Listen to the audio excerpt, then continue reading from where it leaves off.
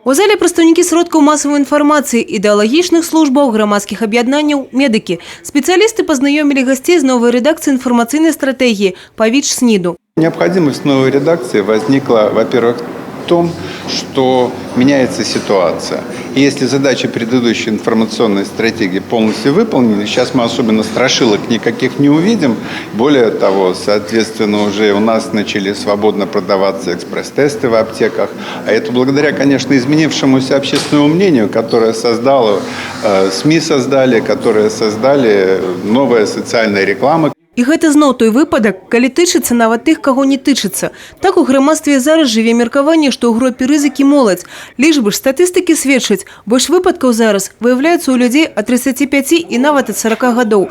Як данесці да іх інфармацыю, як падштурхнуць звярнуцца па дапамогу прадстаўнікоў так званых стыгматызаваных груп, у якіх самы высокі ўзровень рызыкі распаўсюджвання захворвання.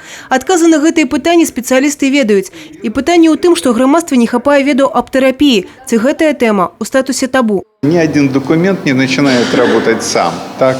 Он начинает работать тогда, когда приходит к людям, когда, соответственно, они начинают считать его своим. Когда все СМИ посчитают его своим, когда в социальной рекламе начнут выпускать именно такую и ту продукцию точечную, которая будет попадать на ту целевую аудиторию, которую надо, вот тогда можно сказать, что эта задача будет решена и выполнена. Але нават у выпадку захворвання, нагадваюць спецыялісты, пры своечасовым звароце да медыкаў і пастаяннай антыретравіруснай тэрапіі хворы можа не толькі палепшыць якасць жыцця, але і павялічыць яго даўжыню, забезапасіць іншых. Мы говорим, что если мы к 2020 году, к концу 2020 года мы выявим 90% лиц, которые имеют ВИЧ-инфекцию, и всем 90% назначим терапию, и определим, что у них нет вирусной нагрузки, не определяем вирусную нагрузку, то есть у них нет вируса ВИЧ-инфекции, и они в плане заражения окружающих не опасны,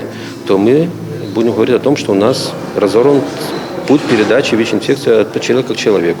Усього у Брэсце на ВИЧ-СНИД хварэюць 2174 чалавекі, 818 выпадкаў азначана ў Пінску. Далей у антылідарах Брэст, Барановичы і Каменецкі раён. Основная причина заражения – это 81,1% это половой путь заражения.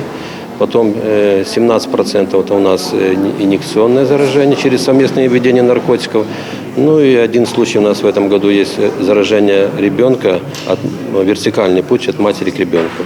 Удзельнікам семінара таксама прапанавалі прайсці экспрэс-тэст. Дарэчы, з минулого года яго аналагі можна набыць у аптэках рэгіёна, таму што гэта можа тычыцца нават тых, каго не тычыцца. Евгения Мороз, Сергей Матвейчук, телерадиокомпания «Брест».